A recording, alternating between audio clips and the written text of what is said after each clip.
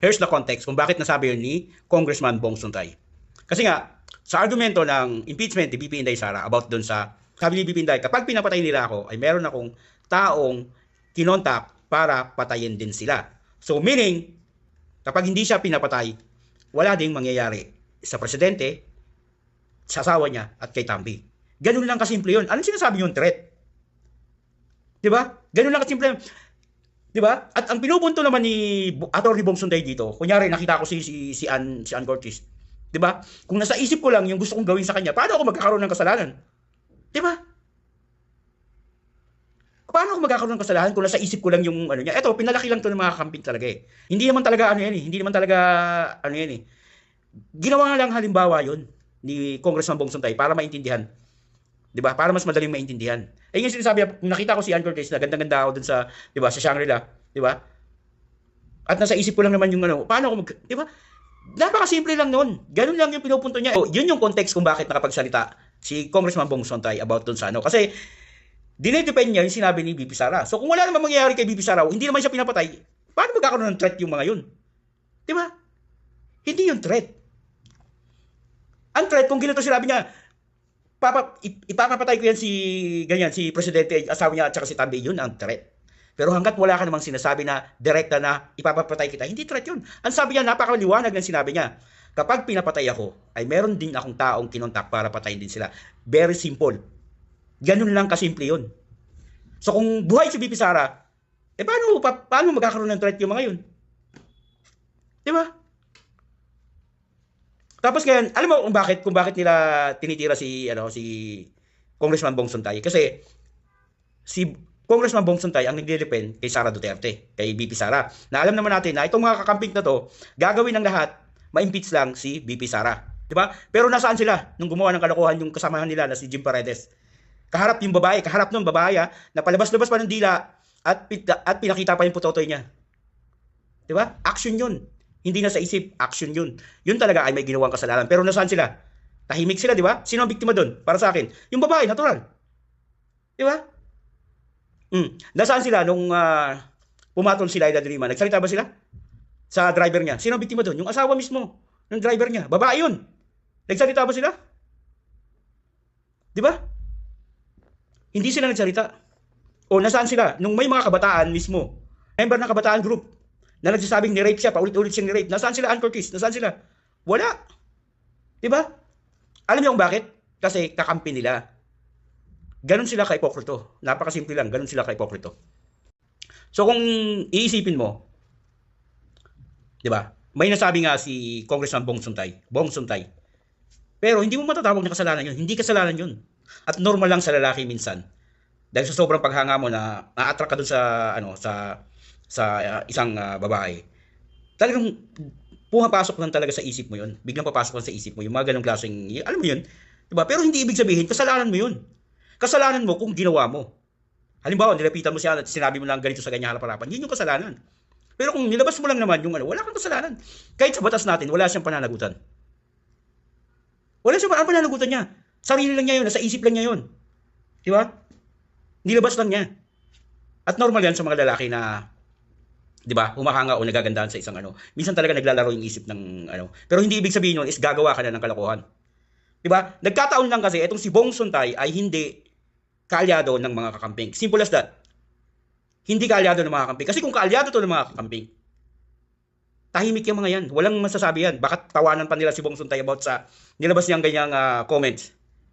Nagkataon lang na si Bong Suntay yung lumabas against doon sa impeachment ni BP Sara. Siya yung kumontra doon. Siya yung naglabas about doon sa maleta. Kaya pinalaki ngayon ng mga kaalyado ng mga kambing, lalo na yung mga makabayan black, at ginagamit na ngayon yung pagiging babae ni Ann Cortez. Grupo nila ng mga kambing.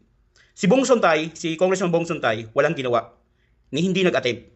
Lahat ng sinasabi niya ay pawang lang sa isip lang niya. So ibig sabihin, wala siyang ginawang labag sa batas. So wala siyang nilabag na crime. Grabe yung pagpapalaki nila ng issue, no? Pero tahimik sila nung ginawa ni Jim Paredes.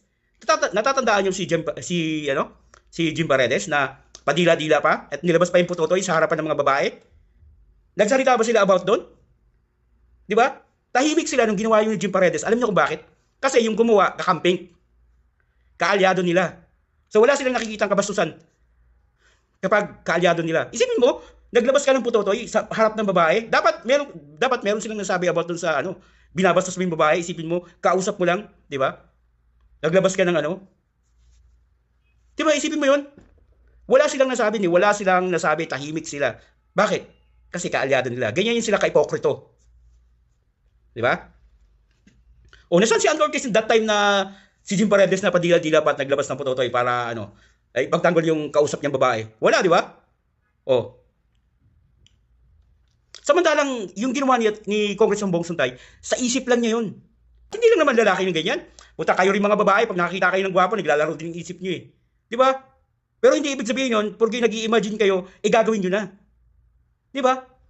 Normal yan as human.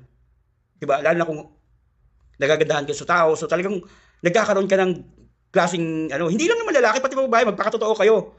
Pinapalaki nyo lang yung issue kasi nga, isa sa mga nakikipaglaban about dun sa impeachment ni BP Sara. At kayo, mga kakamping, gustong-gusto nyong i-impeach si BP Sara. Ganun lang kasimple yun. Kasi kung talagang advocates kayo ng mga pro-women about sa pambabastos ng mga babae, dapat nagsalita kayo noon about kay Jim Paredes. Isipin mo, padila-dila pa, labas pa yung dila, tapos pinakita pa yung putotoy niya. O, sino kausap niya doon? Lalaki? Babae? Diba? O, bakit hindi kayo nabastusan? O bakit tahimik din kayo nung ito si Laila de Lima pumatol sa driver niya? O, sino, sa palagay nyo, sino na argabyado? Yung asawa ng driver niya. O, bakit tahimik kayo? Diba? Ayun talaga, may action. Meron talagang ginawang aksyon. Pumatol ka sa driver mo eh. O, at inamin niya yan. O, sino yung kawawa? Sino na argabyado? Babae rin yun. Bakit tahimik kayo? Kasi kaalyado nyo. Punong-puno kayo ng kaipokrituhan. Di ba? O, sino ba nagsasalita? Ito si Sara Ilago, nagsasalita about dun sa nagawa ni Congressman Bong Suntay. Pero nasaan sila nung may kasamahan silang ni-recruit na naglalabas ng sama ng loob about sa panggagasa sa kanya ng mga kasama niya? Nasaan? Nasaan kayo? Di ba? Tahimik kayo. Kahit yung kabataan party list mismo, tahimik doon sa ano nila. Walang ginawang hakbang about doon sa nang rape, doon sa kasamahan nila, doon sa babaeng ni-recruit nila. O, sino ang ano doon? Babae. Sino biktima? Babae. So bakit tahimik sila? Hindi sila nagsasalita. Eto kasi mga kamping na to, kapag sila wala, tahimik, perfect sila. Wala silang ginawang mali. Pero kapag iba na at yung kontra sa posisyon nila at iba na ang gumawa, mali na. Ganyan kayo ka-ipokrito. So, ikaw, Ann Cortez, kung talagang, pinaglalaban mo yung karapatan ng mga babae, di ba? Ito dapat nagsalita ka nung pinatulan ni Laila de Lima, yung asawa yung driver niya. Sino biktima doon? Yung asawa mismo. Oh. Dapat nagsalita ka rin nung si Jim Paredes, may kausap na babae, naglalabas ng dila at pinakita pa yung putotoy. Sino ang kaharap niya doon? Babae. May action, may act. Di ba? Oh, but nasaan ka din nung time na ni-rape yung isang member ng Kabataan Party List? Di ba? Nasaan sila? Yung member ng Kabataan, ni-rape, hindi ka nagsalita. Sino ang biktima doon? Babae. Merong action, merong ginawa. Ang ginawa ni Bong Suntay, galing lang yun sa imagination niya. Pero hindi ibig sabihin ganun yung imagination niya, gagawin niya sa iyo yun. Ganun lang kasimple yun. Kayo magagaling lang kayo pagka sa inyo eh. Pero pagka sa iba na, akala nyo ang lilinis nyo. Di ba? O, nasaan ka nung ang daming ni-rape na recruit ng mga kabataan, ng mga nasa mga kaliwa. Di ba? Tahimik ka, hindi ka nagsasalita, hindi mo sinusuportahan yung babae. Babae din yun. Isipin mo ni-rape, may action, may act. So tahimik ka. Tapos ngayon, magpapa-advocates ka about ano? Di ba? Magpakatotoo kasi kayo, puro kayo ka-ipokrituhan. Pagka part ninyo, okay lang. Pero pag sa iba, kahit wala namang action na ginawa, mali na.